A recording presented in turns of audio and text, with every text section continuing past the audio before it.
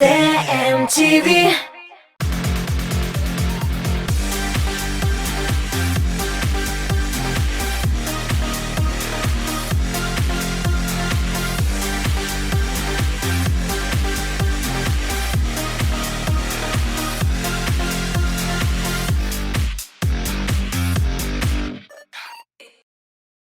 Сәлем дуслар, эфирда шоу біз тапшыруы һәм татар эстрадасының кайнар яңалыкларын сезгә мин, Айгөл Рахимова җиткерәчәкмен.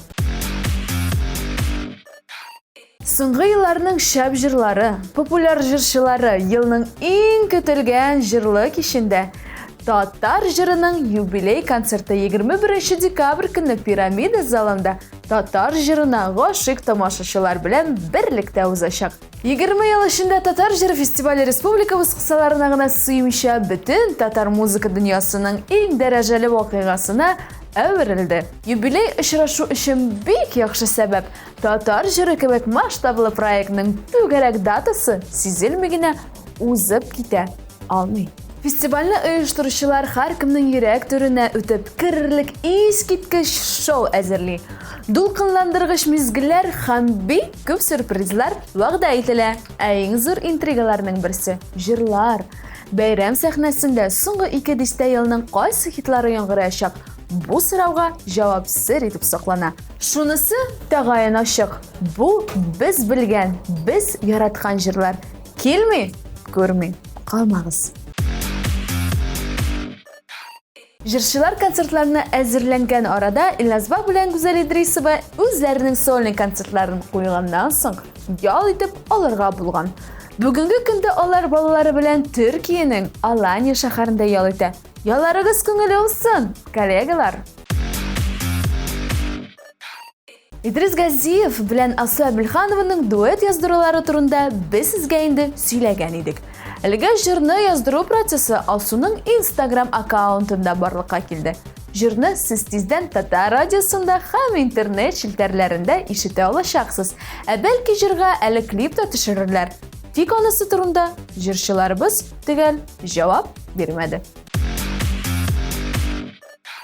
Хитлар солянкасы 22 ноябрь көнне Уникс концертлар залында узачак. Бирдә Фазылыевлар, Лейна, Казан егетләре, Раяз Фасыйхов, Эльмира Сулейманова һәм башкалар булачак. Мин дә сезне әлегә матур концертка чакырып калам. Күптән түгел без Байбулат белән икебез генә бер шәп җиргә бардык. Кызыклы репортаж карыйсыгыз килсә, бездән аерылмагыз. Сәлем дуслар, әлеге чыгарылышыбызны башлар алдыннан барлык хатын-кызларыбызга да рәхмәт әйтәсе килә. Хөрмәтле гүзәл затларыбыз, тормышларны ямьләндерүче, аяз көнне якты кояш кебек балкып торучы хатын-кызларыбыз. Менә барлык иратлар исеменнән сезгә мең рәхмәт. Бернинди сәбәпсез, просто рәхмәт. Ә инде сез уңайнан кояш кебек балкып торыр өчен сезгә матурлык салоннарда ярдәмгә киләдер. Шундыйларның берсе Makeup Ателье. Без бүген әлеге салонда кунакта һәм кунагыбыз белән шушы салонга сәяхәт кылырбыз. Әйдә безнең белән. Ә бүгенге кунагыбыз күпләрнең яраткан җырчысы. Шулай ук шәхсән минем яраткан җырчым Айгөл Рахимова. Айгөл, сәлам. Сәлам Байбулат, менә белмәгән идем. Юк. Беләсең, әйт әле, син инде матурлык салоннарына еш йөрисеңме? Еш йөрим әлбәттә. Үзеңә менә бизәнергә якынча күпме вакыт китә? 1-20 минут кирәктер дип уйлыйм. Менә мин сиңа шундый сорау бирәс килә. Ни өчен бизәнәсең? Син бит былай да матур. Ничек инде сәхнә бит матурлыкны ярата. Сиңа ерактан карыйлар. Карасалар, карыйлар бит. Менә шушы салонга килгәнең бар идеме? Юк, беренче тапкыр мин монда. Хәзер шушында сиңа тагы да күбрәк бизәнү дәресләре бирерләр. Әзерме син? Мин әзер. Әйдә алайса, киттек. Дуслар, әлеге салонның визажисты, ниндидер бер өлкәдә укытучысы Алиса минем янәшәмдә. Алиса, исәнмесез? Здравствуйте. Әйтегез әле, шушы салонга сезнең еш кешеләр киләме? Менә укучылар, еш өйрәтәсезме? Да, конечно, у нас много учеников, мы проводим и обучение визажистов профессиональных, и обучение сам себе визажисту, то есть макияж для себя. А до этого еще приходили к вам звезды татарской эстрады? Да, и такие были у нас гости. Вот сейчас уже продолжение этого момента, и приступайте, мы проследим, хорошо? Да, начинаем. Айгуль, начинаем с очищения лица. Используем тоник или лосьон. Подготавливаем кожу перед макияжем. Айгуль, сейчас мы будем использовать базу. Она позволит тон положить более равномерно на нашу кожу и макияжу дольше продержаться. Наносим кисточкой, распределяем тонким слоем по всему лицу. На зону вокруг глаз можно базу тоже наносить, но вот такими легкими притамповывающими движениями.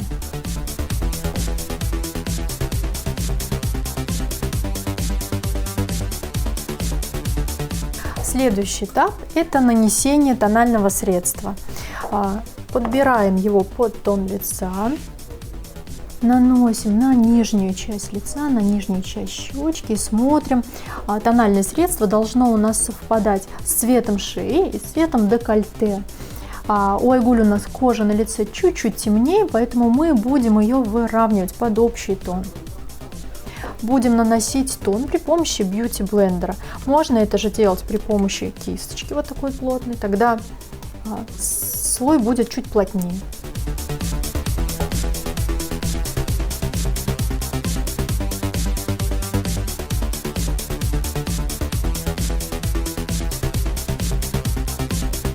Айгуль, следующим этапом у нас будет нанесение корректора под глаза.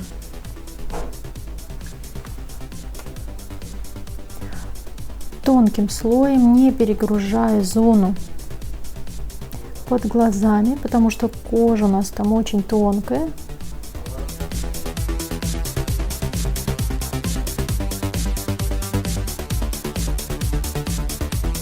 Следующий этап – это скульптурирование лица. Наша задача – подчеркнуть подскуловой провал. Используем сухие корректоры, компактные еще по-другому называют. Начинаем с самого легкого нанесения и потом аккуратненько усиливаем.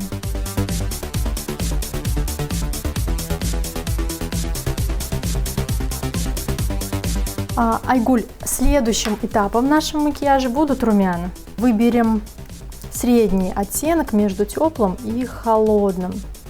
Вот такой вот розово-персиковый. Даже смешаем два цвета. Следующим этапом нашего макияжа будут брови. Так как мы хотим получить более плотный цвет, у Айгуль достаточно темные волосы, мы будем использовать тинт для бровей. Набираем его на кисточку. Много набирать не нужно, иначе он сразу даст нам очень яркий цвет. Мы будем его добавлять понемногу. Аккуратненько заполняем бровь и дорисовываем наивысшую точку.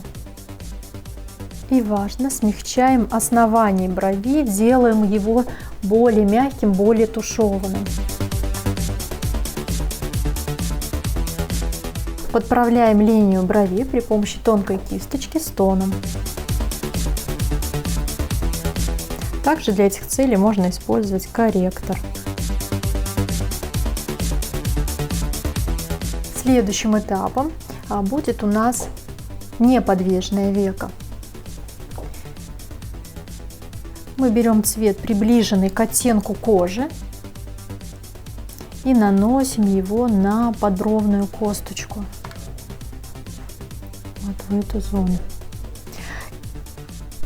Этот цвет особо виден не будет, но он нам позволит растушевать более темный цвет в самом конце нашего макияжа.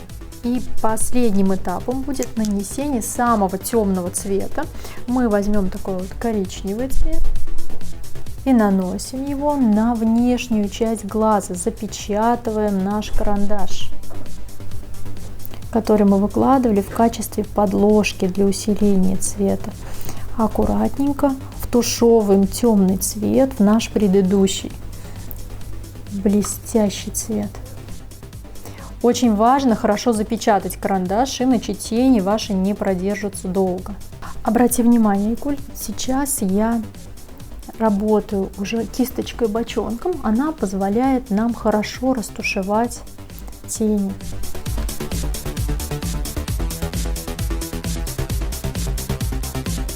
И у нас осталось нетронутое нижнее веко, сейчас мы его тоже прокрасим. То есть мы нашу верхнюю линию верхнего века, вот эту темную, продлеваем вниз по ресничному контуру. Можно провести по всему глазу, можно до середины глаза. То есть смотрим, насколько интенсивный мы хотим получить макияж.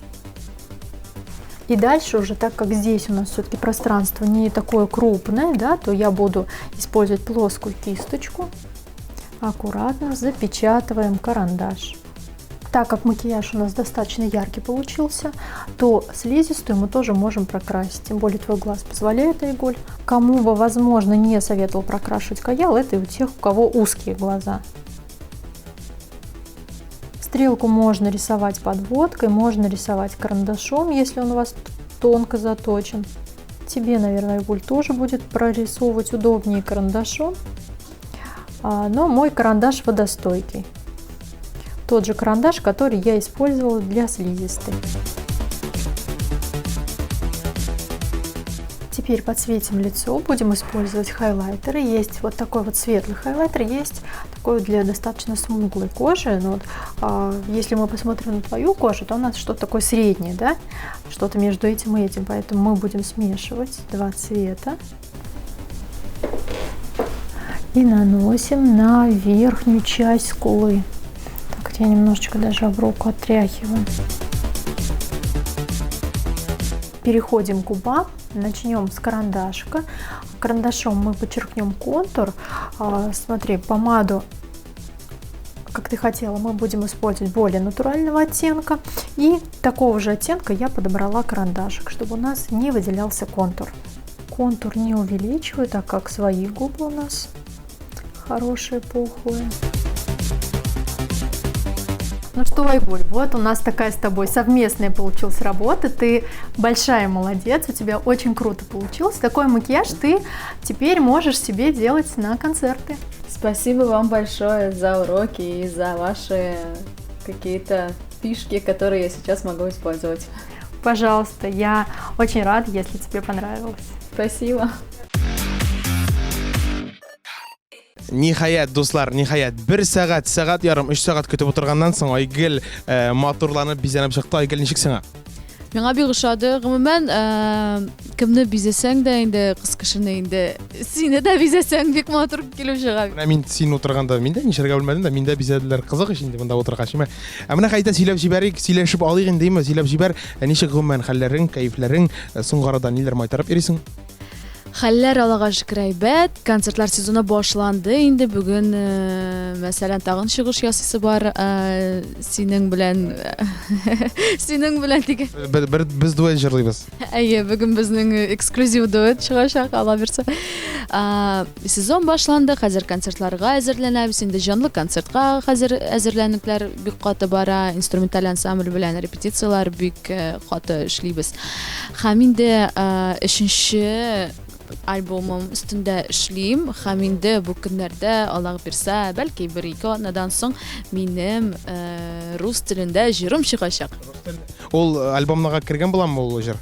Юк, ул гомумән Айгөл Рахимова дигән исемдә чыкмаячак. Без аңа бүтән исем таптык, чөнки бөтенсе бит инде күнеккән. Айгөл Рахимова мәсәлән менә мондый җырлар җырлый дип, монда хоп, бүтән кеше. Нинди исем яки сермәлегә? Әлегә сер, чөнки беләсеңме нигә сер? Чөнки мин әле уйлап чыгармадым. Мин сиңа идея бирә алам. Менә бар бит әле Настя Каменских. Ул бит күпме озак еллар Настя Каменских булды, хәзер НК булып чыга башлады. Сиңа да АР булырга кирәк. Айгөл Рахимова, АР. Әйбәт бит. Сәхнәдә айр дип әйтсәләр. Син аның белән сәхнәгә чыгарга исәбеме ул җыр белән? Әлбәттә. Алайса ярар, көтәбез яңа псевдоним. Менә җәй көннәрендә нишләдең? Беләбез, Кытайга барып кайттың. Ничек сиңа анда? Кытайда бик ошады. Анда гомумән англис телендә дә сөйләшмиләр. Инде рус телен гомумән белмиләр. Бик кызык булды. Ничектер рәхәтләнеп ял итеп кайттык. Инде Қытай медициналарын біліп, массажларын үтіп, рахатландық инде шунда. Қытай тілін сен білесің әле?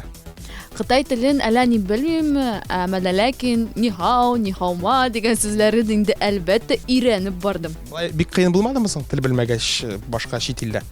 Бір-екі күннен соң инде нишектер күнегәсең дә шунда аңлыйсың сыман, алардың белән ниндир бір элемтәгә кереп, уртак элемтәгә кереп, рәхәтләнеп сөйләшәсең, аңлыйлармы, аңламыйлармы? Эй, рәхәт тә булды инде.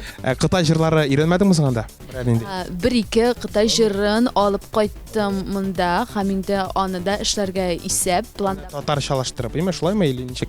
Әлбәттә, чөнки Қытай көйләре, татар көйләре белән бер үк төрле, чөнки безнең пентатоника бер. Һәм инде тыңлап карасаң, мәйтәм, теге торговый центрларда инде йөрисең, кибетләрдә йөрисең. Хәзер ниндир җыр башланды да, хәзер Нәфкать Нигъмәтулланың җыры башлана дип көтеп басып торасың. Юк, диyor, нак Кытай телендә. Нәфкать Нигъмәтуллин түгел, но ниндир Нюхо Нихмахтуллин була инде. Җырларга килгәндә, гомумән алганда, бармы үзең теге Кытайдан башка татар эстрадасына, татар тамашачыларына яңалык берәр яңа җырларың чыгачак?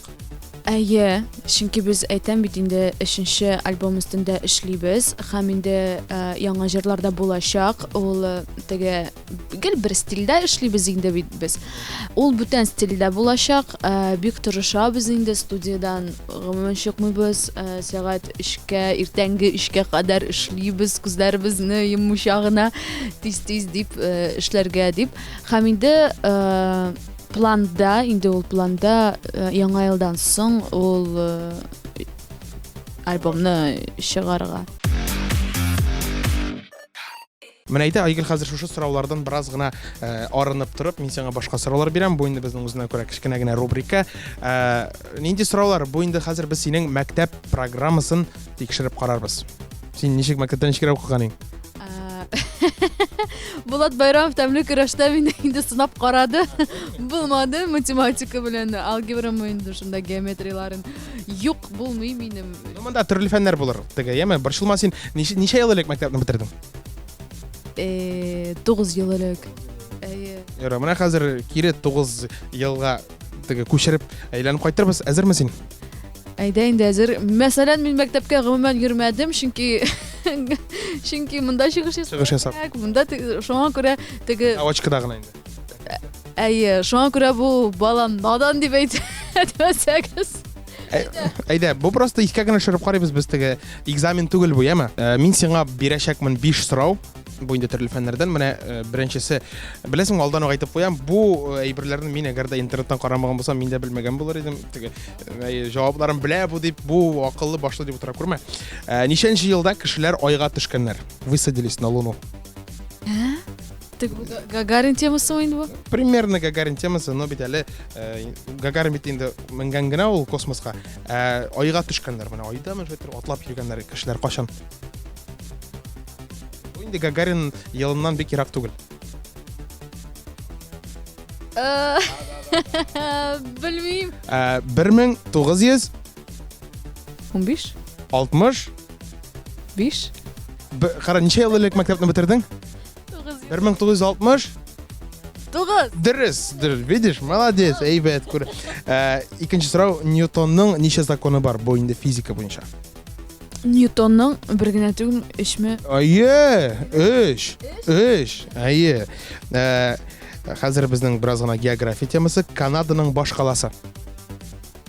Канаданың баш каласы Ога башлана. Икенчесе Т. Үзем беләм инде. Өченчесе тоже Т. Белмим. Оттава. Оттава. Беренче тавгырыштым шунча. Так. 17-не 0-га бүлгәч ничә була? Бүлгәч 0 була. Юк. 17 була. Юк. 0-га вообще бүлергә ярамый икән. Беләсеңме? И 5нче сорау, Мокамайны кем язган? Мокамай? Син Мокамай әллә нишләдең дигән шигырь ишеткән бармы? Бар дигән инде. Хади.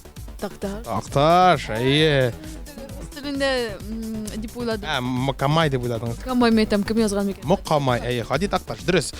Синең белемеңне без берничәгә дә бәяләмибез, беләсеңме нәрсәгә? Потому что бу экзамен түгел, бу искә төшерү генә, шуңа күрә. Ну, искә төшердеңме? Тырыштым. Менә әгәр дә синнән иртәгә сорасалар, Ньютонның законы бар дип рәхәтләнеп күпме дип әйтәсең? Эш дип әйтә. Вот, всё, күрәсеңме? Әйдә алга таба дәвам итик сорауларны. Яме? Әйдә. Безнең бит инде менә бүгеннән яңа концертлар сезонына старт бирелә, официаль рәвештә, име? Сине алга таба ниндирәк концертларда күреп була?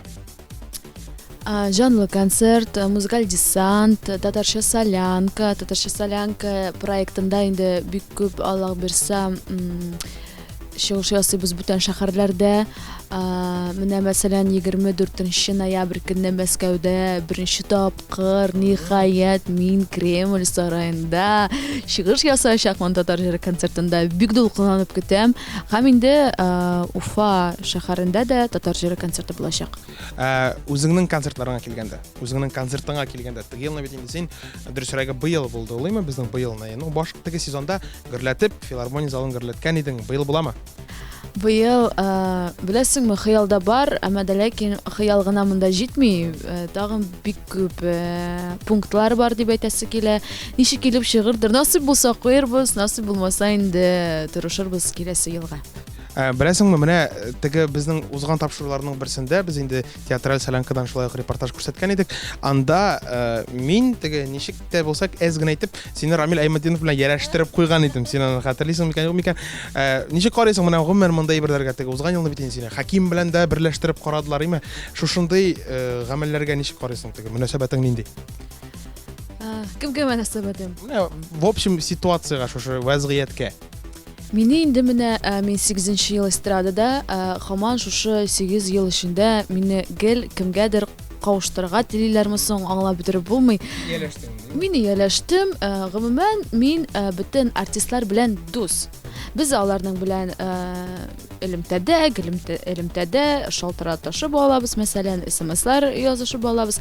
Әмма дә ләкин эстрададан мин бер кем белән дә очрашканым юк. Һәм очрашмаячакмын да дип әйтергә әле бәлки иртәрәктер, име? Бәлки иртәрәктер. Иртәрәктер. Хәзер шушы урында тукталып торып, без бит инде чираттагы рубрикага күчәбез. Бу рубрикада инде беләсеңме, хәзер мин шулай ук сорау бирәм, ләкин бу сорауга җавапны синнән көтмибез без. Беләсеңме нәрсәгә? Хәзер син берәр кешегә шалтыратып, шушы сорауны бирергә тиеш. Яме, ну, үзенә күрә ул сорау да түгел, ул ниндидер бер кичкенә генә табышмак, загадка дип әйтәм соң инде. Әйдә син әйтеп карыйм, беләсеңме икән син? Менә сиңа биреп карыйм, шушы табышмакны, име? Аш карынга, аш килеш, то есть наташак. Име, ничә күкәй ашап була? Наташак ничә күкәй ашап була?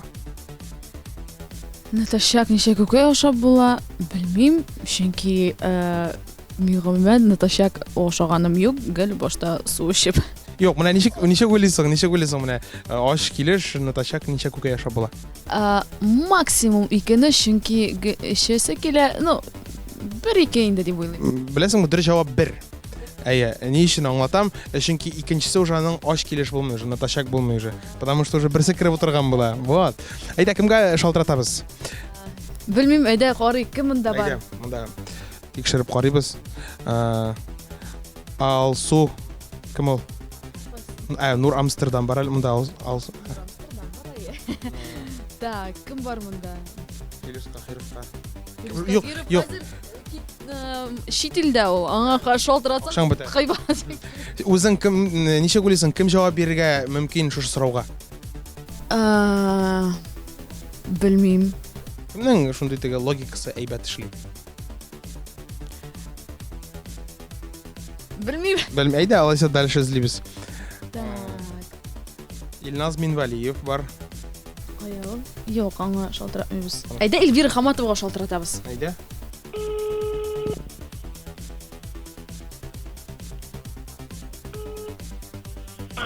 Эльвира, сәлам. Без сиңа шоу, без тапшырудан шалтырата идек. Матур гына сөйләш, яме?